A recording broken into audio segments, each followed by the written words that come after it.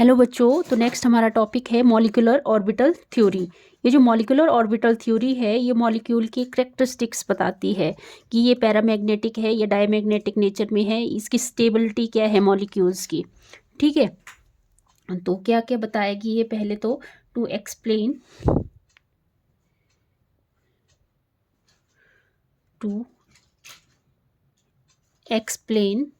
The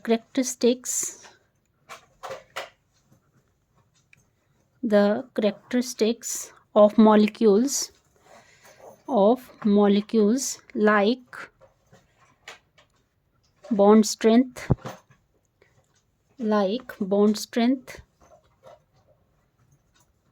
दूसरा बताएगा ये पैरामैग्नेटिक नेचर में है कि डायमैग्नेटिक नेचर है इसका, paramagnetic and diamagnetic nature.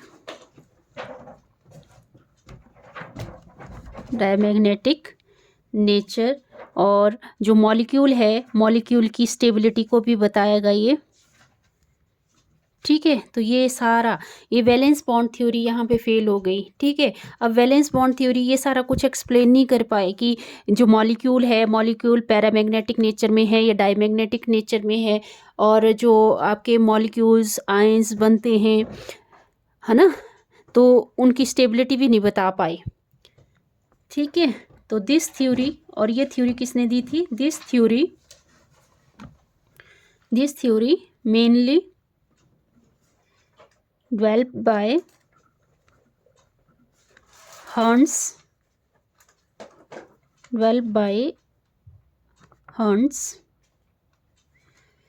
and Mulliken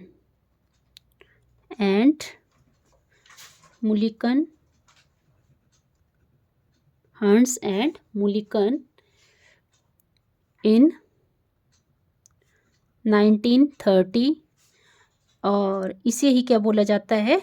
and known as molecular orbital theory. ठीक है, इसी ही क्या बोला जाता है? Molecular orbital theory. जैसे कि आपको पता है जैसे अगर मैं इसके साइलेंट फीचर्स की बात करूं कि इसके पोस्टुलेट क्या क्या हैं, तो आगे वाला इसमें ही लिख लो आप। क्या है? Salient features of molecular orbital theory. Salient features क्या हैं? बहुत इंपॉर्टेंट है, ये पता होना चाहिए आपको साइलेंट फीचर्स के बारे में। जो आपको पता है जैसे वैलेंस बॉन्ड थ्योरी में क्या होता था, एक एस ऑर्बिटल ले लेते थे जिसका स्पिन ऐसे होता था, क्लॉकवाइज मान लो, ये एंटी क्लॉकवाइज मान लो, और ये जो दोनों ऑर्बिटल थे जैसे एस ऑर्बिटल और एस ऑर्बिटल क्या करते थे? ये ओवरलैप करते थे ना ये, और यहाँ पे क्या बन जाता था? कोवलेंट बॉन्ड की फॉर्मेशन हो जाता था, मतलब मॉलिक्यूल्स बन जाता था। पर अब जो मॉलिक्यूलर ऑर्बिटल थ्योरी है उसके अकॉर्डिंग अब क्या है? अब यही है कि जो दो हाइड्रोजन एटम है, मान लो एक हाइड्रोजन एटम ये है, एक हाइड्रोजन एटम ये है, जब ये एक दूसरे के क्लोज आएंगे तो क्या फॉर्म होगा? H2 फॉर्म होगा। ठीक है, यहाँ तक तो ठीक है कि H2 फॉर्म होगा। फिर ये देखो यहाँ पे एक ये एटॉमिक ऑर्बिटल है, एक एटॉमिक ऑर्बिटल ये है। ठीक है, एक एटॉमिक ऑर्बिटल ये है, एक एटॉमिक ऑर्बिटल ये है। जब ये कंबाइन होंगे तो क्या होगा? यहाँ पे दो एटॉमिक ऑर्बिटल जब कंबाइन होंगे तो यहाँ पे दो मॉलिक्यूलर ऑर्बिटल बनेंगे। ठीक है, दो ही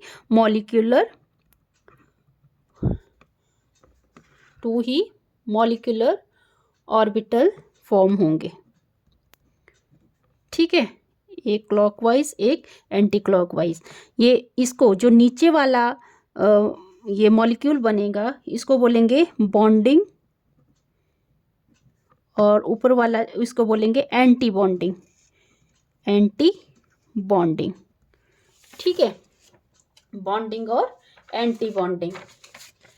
ओके, समझ आया ये? तो आप इसमें एक दो लाइनें लिख लेना। इसमें क्या लिखोगे, फर्स्ट ही साइलेंट फीचर लिखोगे आप कि क्या लिखोगे, when two atomic orbitals when two atomic orbitals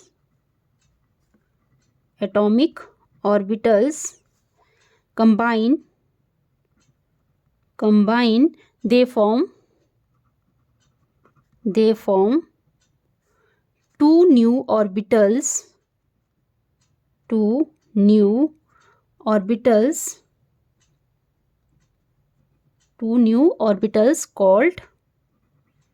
called bonding molecular orbital।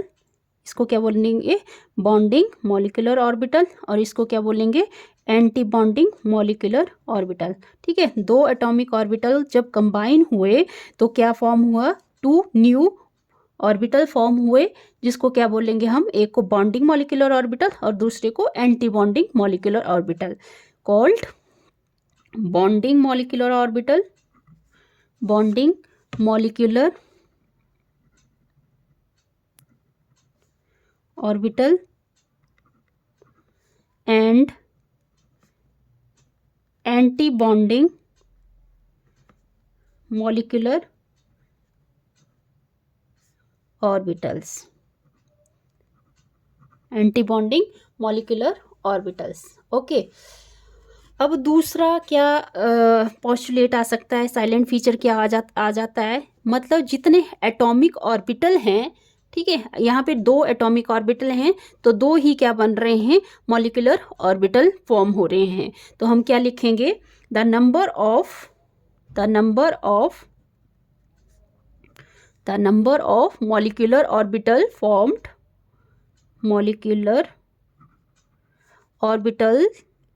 molecular orbitals formed is equal to the number of combining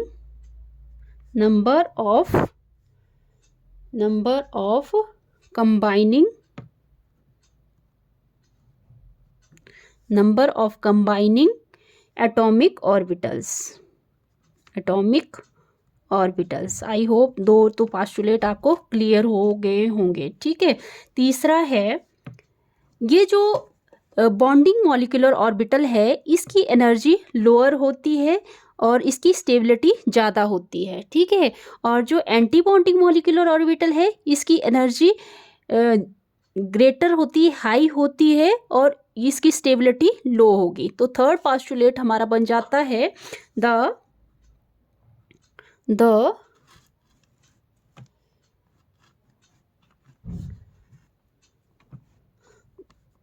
the bonding molecular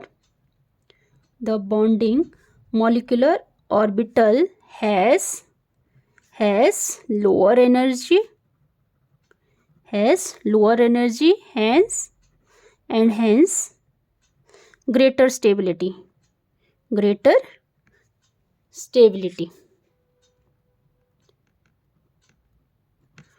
and जो एंटी बॉन्डिंग मॉलिक्यूलर ऑर्बिटल है, anti bonding molecular orbital, मैं shortcut में लिख रही हूँ, anti bonding molecular orbital has higher energy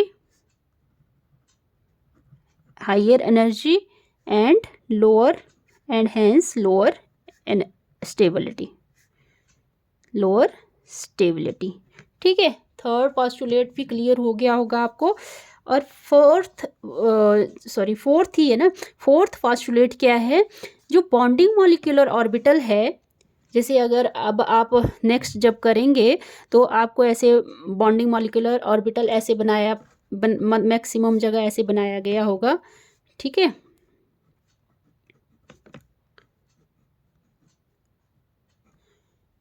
ऐसे bonding molecular बनाया गया होगा, एक हाइड्रोजन, एक इस साइड को हाइड्रोजन, तो यहाँ पे ऐसे हाइड्रोजन एटम फिल किया जाएगा। तो जो बॉन्डिंग मॉलिक्यूलर ऑर्बिटल है इसकी एनर्जी कम है, इसको सिग्मा से डिनोट किया जाएगा और इसको सिग्मा स्टार से, ऐसे ही इंक्रीजिंग ऑर्डर में फिल किया जाएगा, तो वो है बॉन्डिंग मॉलिक्यूलर ऑर्बिटल को कैसे रिप्रेजेंट करेंगे। नेक्स्ट है हमारा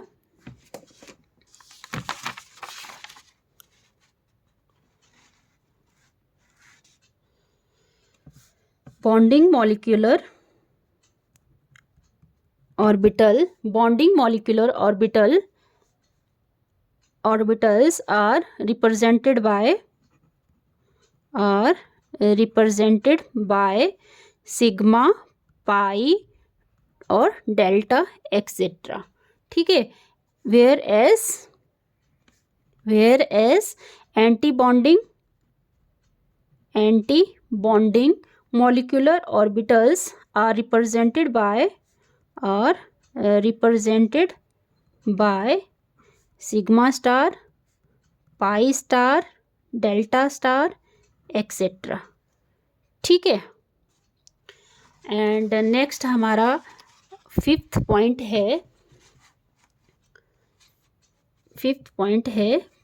है कि जो मॉलिक्यूलर ऑर्बिटल की जो शेप है वो किसके ऊपर डिपेंड करती है कि किस टाइप का एटॉमिक ऑर्बिटल कंबाइन हुआ है। मतलब जैसे यहाँ पे एटॉमिक ऑर्बिटल कंबाइन हुआ है ना, तो ये किस टाइप का है, ये एस ऑर्बिटल है, पी ऑर्बिटल है, तो उसकी टाइप का क्या बन जाता है, फिर उसी टाइप का मॉलिक्यूलर ऑर्बिटल की शेप फॉर्म हो जाती है। तो नेक्स्ट हमारा जो फीचर्स है वो है when the shape of molecular orbitals formed depend upon the type of the combining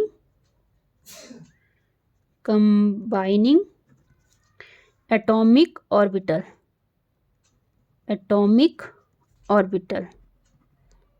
ठीक है। किस टाइप का एटॉमिक ऑर्बिटल कंबाइन हो रहा है उसी टाइप का क्या हो जाता है, मॉलिक्यूलर ऑर्बिटल की शेप उसी पे डिपेंड करती है। ठीक है। नेक्स्ट पॉइंट है सिक्स्थ पार्ट बहुत इंपॉर्टेंट है। अब ये जो फिल किए जाते हैं मॉलिक्यूलर ऑर्बिटल, इसमें कुछ रूल होते हैं। ठीक है। तो इसमें जैसे एबाउ प्रिंसिपल आपने पढ़ा है, पॉल्स एक्सक्लूजन प्रिंसिपल पढ़ा है, hunts rule of maximum multiplicity पढ़ा है, तो वैसे ही इसमें भी कुछ रूल फॉलो किए जाते हैं। तो क्या है रूल है आपका the filling of, next step लिख लो, the feeling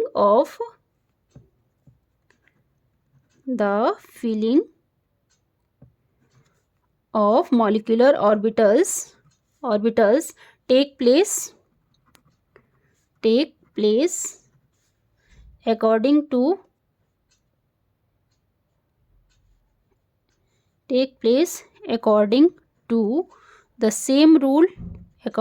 the same rules as those of atomic orbitals। ठीक है।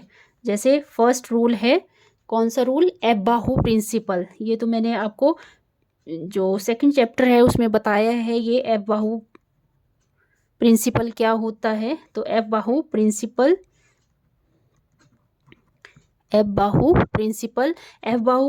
के अकॉर्डिंग जो मॉलिक्यूलर ऑर्बिटल है वो इंक्रीजिंग एनर्जी होनी चाहिए। मतलब पहले 1s में ऑर्बिटल फिल किया जाता है, फिर 2s में, फिर 2p में, फिर 3s में, 3p में, इस तरह का रूल इसमें फॉलो किया जाता है।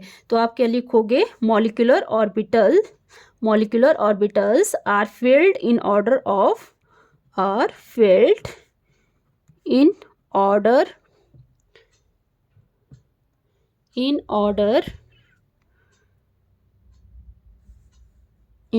of their increasing energies। ठीक है। जैसे मैंने बता दिया 1s फिर 2s फिर 2p ऐसे फिल किया जाता है। और सेकंड रूल है इसी में ही है कैसे फिल किए जाते हैं ऑर्बिटल।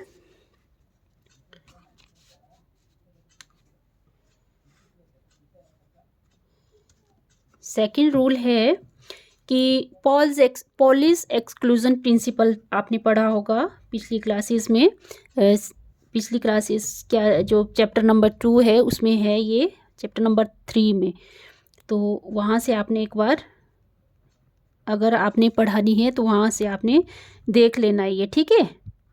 यहाँ पे मैं बता रही हूँ पॉलिश एक्सक्लूजन प्रिंसिपल होता है कि जैसे हम कोई ऑर्बिटल फिल करते हैं तो उसकी जो स्पिन है वो अपोजिट होनी चाहिए, ठीक है। ठीक है, किसी भी मॉलिक्यूलर ऑर्बिटल को जब हम फिल करते हैं तो मैक्सिमम 2 इलेक्ट्रॉन होने चाहिए और क्या होने चाहिए, वो अपोजिट स्पिन में होने चाहिए, ठीक है। Molecular orbital can have maximum 2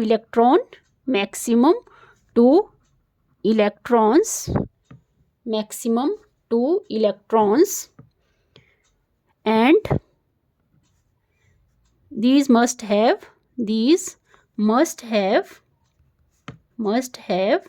opposite spin, ठीक है, अपोजिट स्पिन होनी चाहिए उसकी।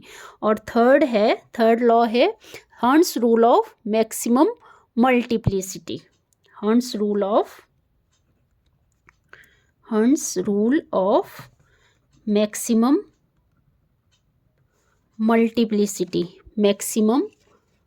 Multiplicity.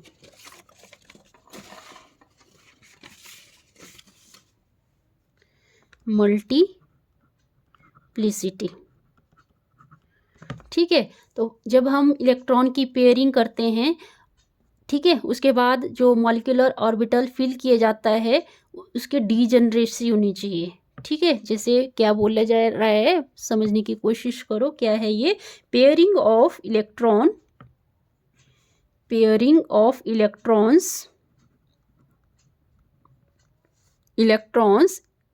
in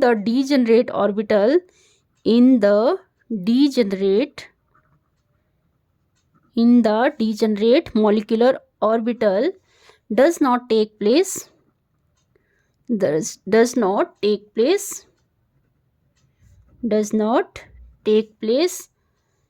each of them